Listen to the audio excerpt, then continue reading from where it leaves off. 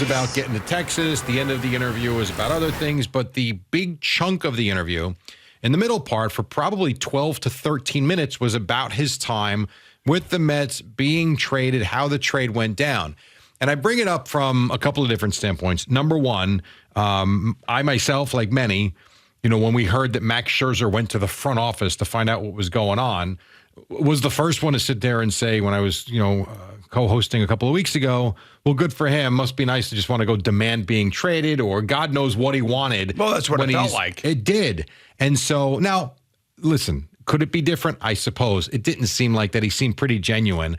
A lot of it was players around the league texting him about the notion that he might be getting dealt, and will you waive your no-trade clause to come to us? So again, this goes back to always what I say. We never know why somebody does something and what forces them to react. And, Max didn't have to say it the way he said it.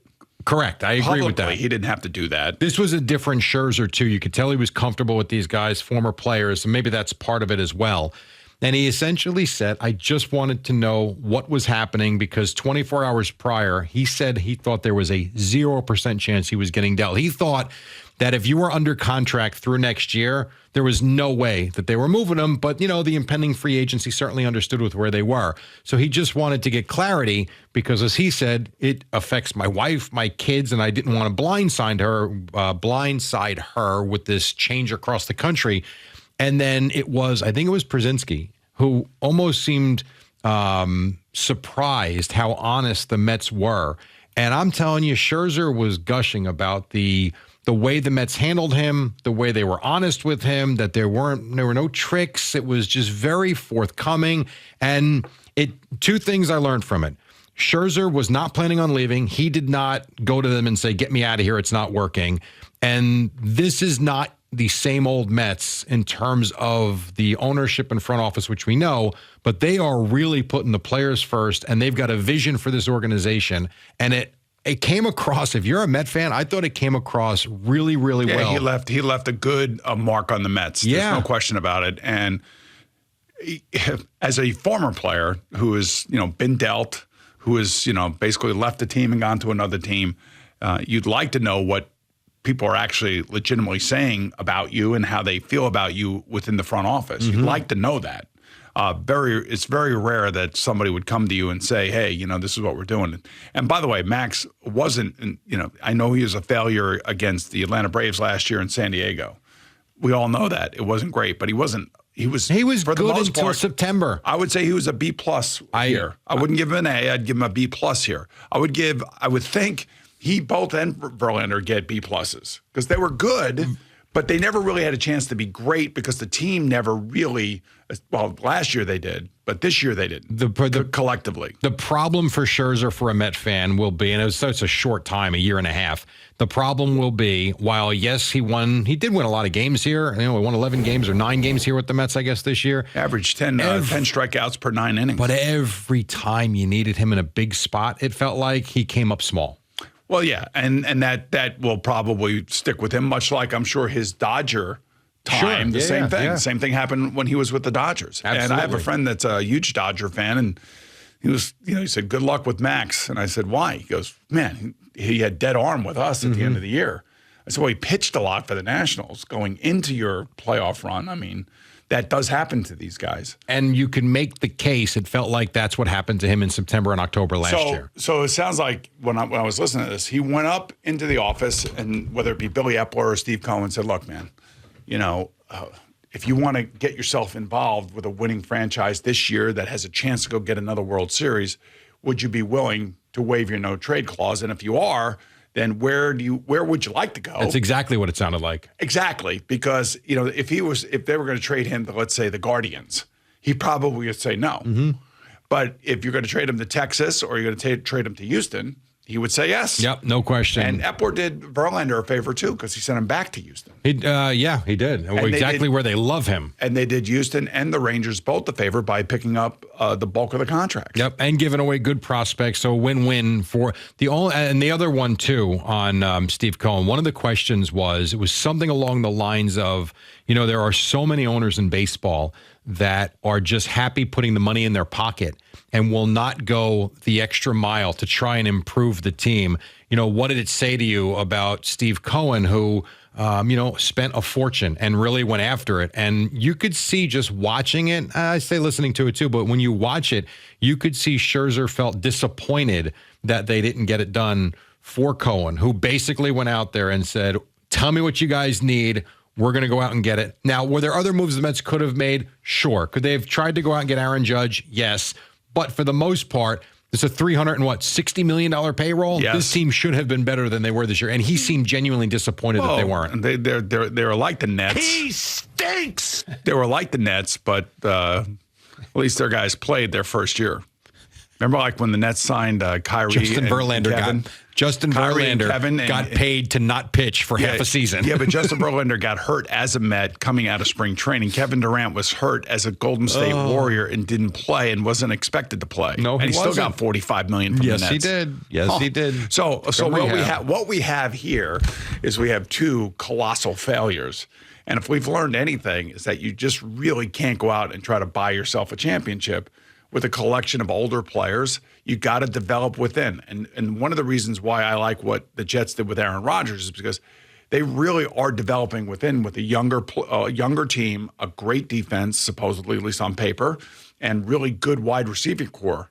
And now you add a Hall of Fame quarterback to that mix, that you're buying one player. Mm-hmm. You're not buying to me team. Is what David Wright sat here and told us the other day.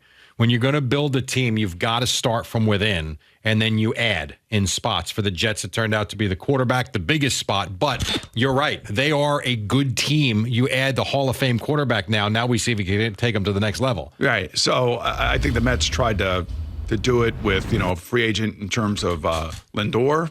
They tried to do it with Scherzer. They tried to do it with Verlander. They brought in a number of guys. Marte, Canna was here. It just didn't materialize into a championship run. I mean, they had a great regular season last year until the end. And Scherzer even brought that up. He's like, 101 wins last year. Like, why would you not think we would have been better this year? Just like all the fans did. Well, again, he said the right things. He shined a very bright light on how good the front office of the Mets treated him, which I think is going to help other players around the league when they are making their determination as to where they may want to play. Right. So not only do you have an owner that's going to spend money, which all of a sudden puts the Mets on the map and has now for the last few years in terms of where a free agent wants to go, you also have the fact that you've had guys, not only Scherzer, even Verlander, gushed about the Met front office when he was reintroduced in Houston when he was sitting there at Yankee Stadium, I think, last week. So now all of a sudden this perception, I think, finally, over the last couple of years has been going away about what the Mets are. You now know that the Mets are a class organization led by the top by a guy that wants to win. Well, here you go. You got two Hall of Famers, and they both basically said the same thing. And they talked about how professional the Mets were and how they treated their players and how they came to them and they talked to them. And, nobody wants to get traded. And I'm sure, I think Max lives out on Long Island. And you just think about how that sends shockwaves through your family. And that's exactly what he was talking about. Yeah. So now when you come at it from that angle, you don't even think about it. He spent a good amount of time talking about that. And it's happened to him a couple times Yes, now. how it impacts the family and the kids most importantly. And so now being in Texas, I guess he makes his winter home in Florida. The state income tax too. Okay. That's impacted. So I wasn't going to say anything. Yes. Funny enough, and I'm sure Chris at some point this hour or next hour will play it, I did go to get the part where A.J. Przinsky, I tell you and these taxes. I'm telling you, I'm just telling you from the athlete. You've been telling us for 17, 16 years, whatever it is, about the taxes. So he brought it up. If he's living in Long Island, that's like front and center. Like, how much am I paying on my property tax? What the F? Exactly. He, A.J. Przinsky goes, and this tax and that and this and everything else. He goes, not only do you have, you're going to a really good team and you're going to be in that rotation and this team's going to finish 30 games over 500 and you're going to chance to win a World Series. Have you realized the no state income tax, Max? I'm like, oh, come on. Well, why do you think he lives in Florida? So funny. Why do you think he lives in Florida? And I'm sure a lot of the major leaguers make their home for 6 months out of the year in Florida. Just like tennis players do, just like golfers do. They all do it. Understood. So now he can be in Texas. Right. And Florida. And even more so now than during my generation. But I'll never forget, Craig would fight me every step of the way when I started talking about this. And I'm like, man, I'm telling you, it's a real thing. So it was a real thing for you, obviously, because you've told us about it for almost 2 decades. And David Wright told us about Carlos Beltran. Yes. He said we had to up our offer to be able to match the net into his pocket from the Houston Astros. Do you think it was always as big a deal as it is now, or is it a bigger deal now because of the more money they make now? Much bigger deal now just because of the money that they make. And, you're talking about maybe when I was playing, it may have been like at the top end, maybe you save 200, 250,000, 300,000, something like that. Now you're talking about millions, right? Yeah, 5 to 10 million, maybe in some cases, even more than that, depending on how big all of these come. Why do you? Messi went there. I know. That's the other thing you got to think about. So he gets offered what, 1.6 billion to play in Saudi Arabia. The wife says, "No, I'm not going to go live in the Gulf. I'm not raising the kids there. I want to go to Miami." And they go to Miami, and obviously Apple and Adidas step up along with Inter Miami. And I'm reading all about these soccer leagues now. Do you realize how many soccer leagues there are? I don't follow the sport. There was I'm doing a Sports Minute later on this morning. There was a 13-year-old that was just signed to a professional contract for a team out of Sacramento. Yeah. And I don't know. You have that to a certain degree in baseball too, where they do sign 14 and 15-year-olds to pro contracts. But that's usually not out as of much as in soccer. Countries. Yeah, they're coming out of the Dominican. They're coming out of Venezuela, wherever they're coming from, Cuba, wherever they come from or whatever. But that's not. This kid lives here. And he signed a pro contract. He signed 13. a pro contract. Yes. Now there was a kid I think last year that signed a 14-year-old. He signed a contract, but now it's 13.